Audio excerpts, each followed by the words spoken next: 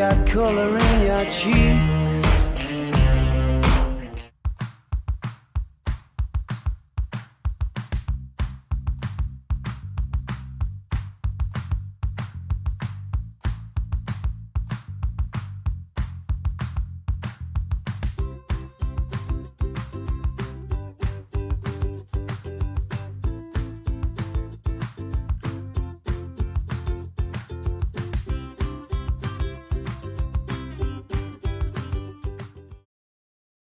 Hey guys, I am Anushilan. I am all about connecting theory to real world applications. I'll be covering the important engineering correlations you need to know today. Hey everybody, I am Ark. I love breaking down complex concepts and making them easy to understand. Today, I'll be walking you through the fundamentals of flow through circular tubes. We hope you like it. Why should anybody care about two guys studying tubes in 19th century? They are the unsung heroes of our daily lives. Now picture this. Two guys, one is John Pouesille और दूसरा था Gottlieb Hagen. ये दोनों लोगों ने they arrived at the same equation but at different times.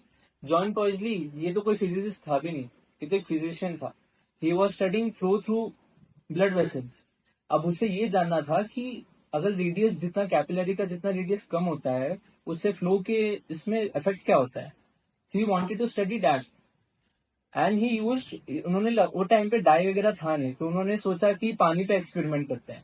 So he took a pipe and he took water और different different radius पे vary करके उन्होंने फ्लो रेट स्टडी करा. So he arrived at the equation that कि जो हमारा flow rate होता है वो रेडियस के 4 टाइम्स होता है डायरेक्टली प्रोपोर्शनल. गॉटलीब हेगन ये दूसरे टाइम पे था, ये भी सेम इक्वेशन पे आया. But since Gottlieb Hagen he was a physicist उसकी इक्वेशन मिली क्योंकि वो एक फिजिशियन थे, एक फिजिसिस्ट थे. बट जॉन पॉइजली वो एक फिजिशियन थे, एक फिजिसिस्ट नहीं, इसलिए उनकी इक्वेशन जो बहुत पहले आ चुकी थी उसको एक्सेप्टेंस नहीं मिली थी. But the surprising fact is that both of them at completely different timelines with no knowledge of the existence of each other arrived at the same equation. That was which we know as Hagen-Poiseuille equation. So now let's look at the Hagen-Poiseuille equation's derivation. Here we have a pipe and we basically have 3 to 4 major assumptions in this. First one is the steady state. This means the velocity in any direction does not vary with time. Second is incompressible. This means in this question velocity is present only in the z direction. So the z velocity does not changes in the direction of z. Last is laminar. Laminar means 1D flow. That means velocity is present only in one direction and that is the z direction. Another assumption, it's a no slip boundary condition at pipe wall. So since velocity is only present in z direction, we will use z equation of motion. Since it's steady state, dvz by dt becomes 0. In this, Vr is 0, laminar flow, only one direction, velocity is present, v theta is 0, so this term is 0 also too. dvz by dz is 0, as it is incompressible flow. Next up, we have this dvz by dr. This term will be there as vz is varying along r. This will be 0 as this is symmetrical around theta. dvz by dz would be 0 as it is incompressible flow. In the z direction, since we have taken z direction to be this, in this direction there is no influence of gravity, so gravitational force would be 0 too. So rho gz would be 0 too. In the end, we would be left with minus dp by dz plus mu 1 upon r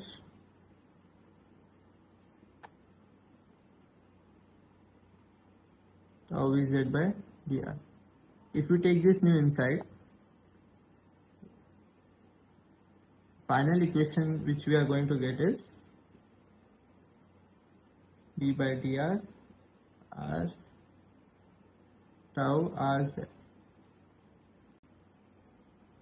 Let's take this term on the left hand side. We will get dp by dz is equal to 1 upon r d by dr r tau rz. So To solve this further, we are going to use Newton's law of viscosity, which gives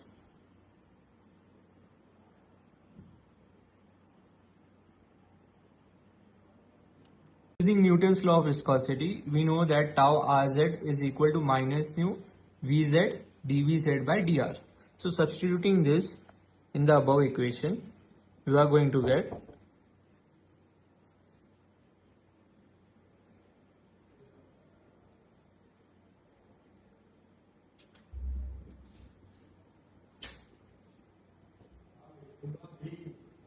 now rearranging the last equation, we are going to get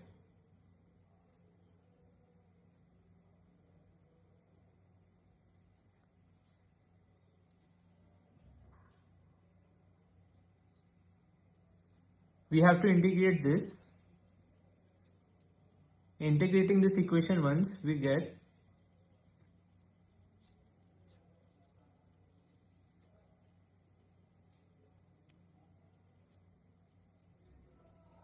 since this is an indefinite equation, we are going to get one constant.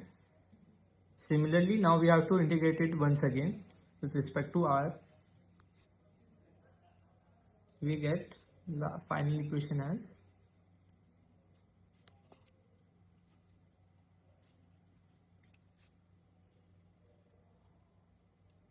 as you can see, we have two constants over here, so we will need two boundary conditions. For one boundary condition was already discussed, that is the no slip condition at the walls. Another one we have to think of. The second boundary condition would be a logical boundary condition, as this equation needs to be defined everywhere, and we can clearly see ln r at r equal to 0 is not defined. That means this equation won't be defined at r equal to 0. That cannot happen, because a general equation, it should be defined everywhere. So from that logic, we can say that this term should be 0, and therefore C1 should be 0 according to logical boundary condition. Second boundary condition is no slip boundary condition. That means at r equal to r, Vz is equal to 0. Using this boundary condition,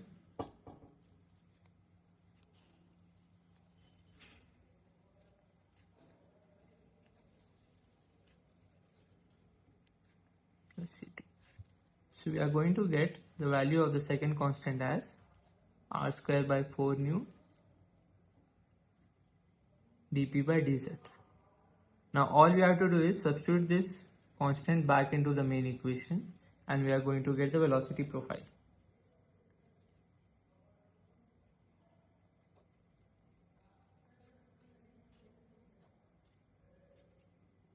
That's r square by 4 nu dp by dz. Now since we have got the equation for velocity, using this we are going to get the flow rate. Now flow rate is nothing but Vz, which is varying in r direction, into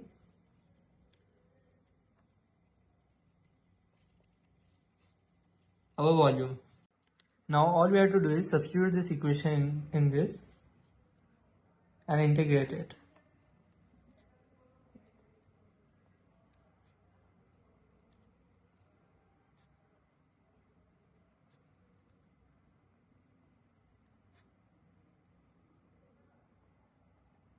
By r dr.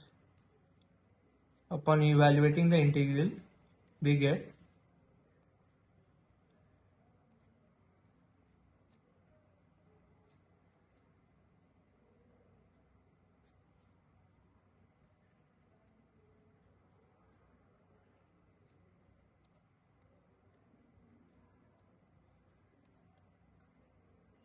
into 2 pi into r raised to power 4 by 4.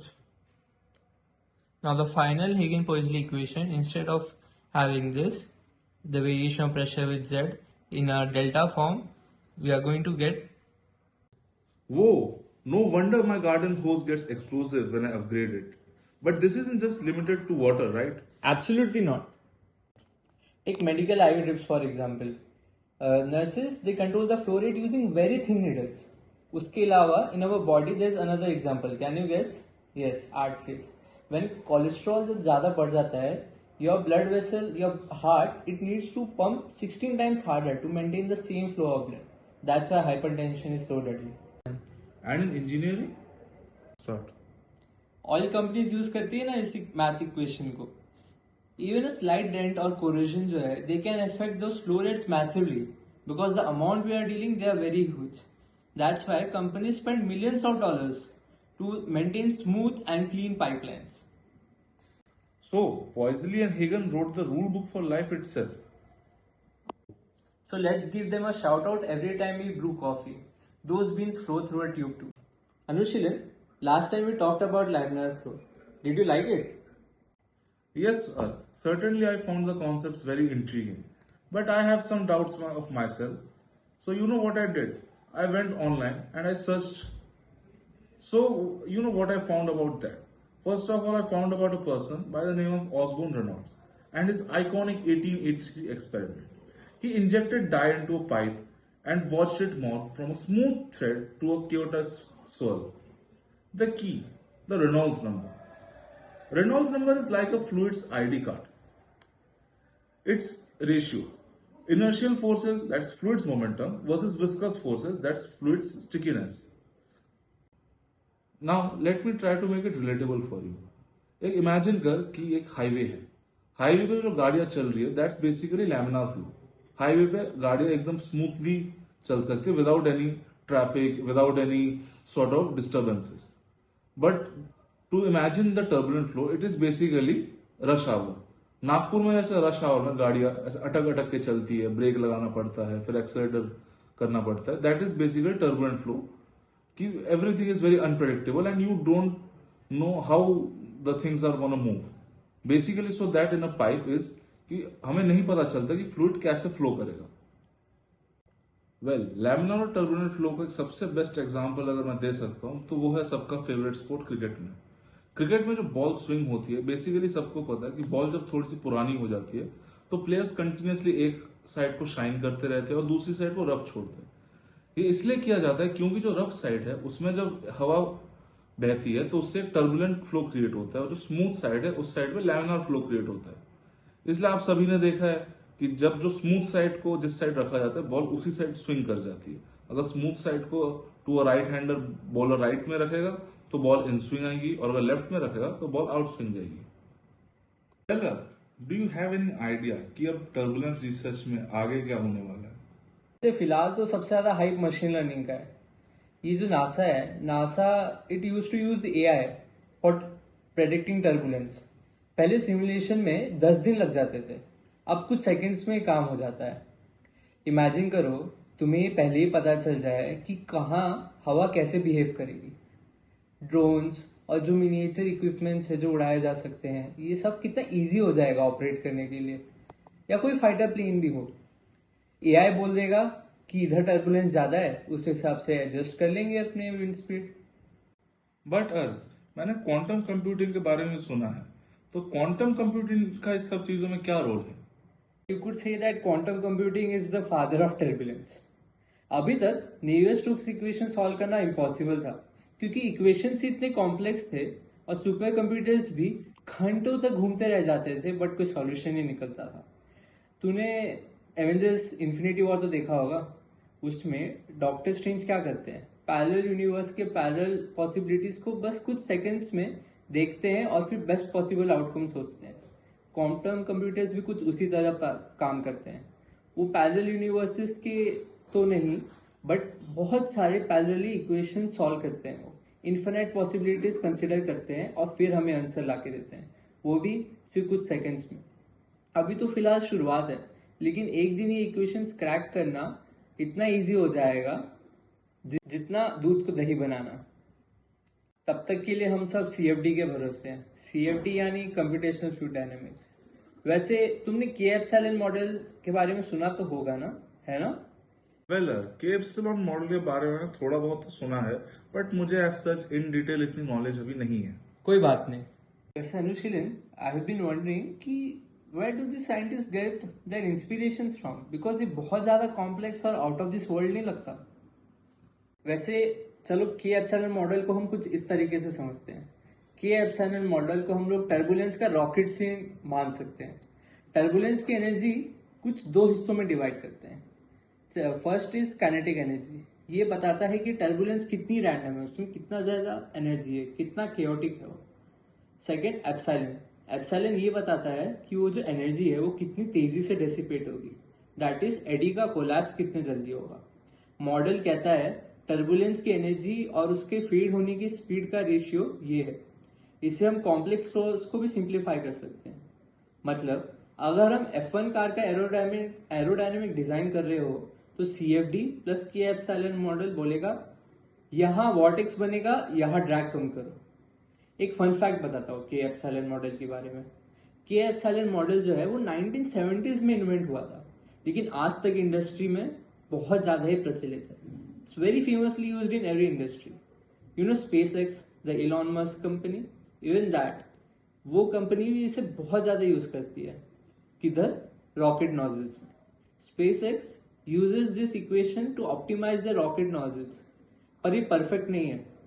अगर flow बहुत complex है, जैसे rotating machinery होगी, तो के omega SST ये एक model है, बहुत एडवांस्ड मॉडल है। इसकी तरह मॉडल्स यूज होते हैं। वेल हमारे साइंटिस्ट को कहाँ से इंस्पिरेशन मिलेगा सिवाय नेचर के। नेचर से ही हमको जो बायो इंस्पायर्ड डिजाइन मिलते हैं वो हम इंजीनियरिंग यूज करते हैं। इंजीनियरिंग हमारे चारों तरफ है, जैसे शार्क स्किन, लोटस लीव्स।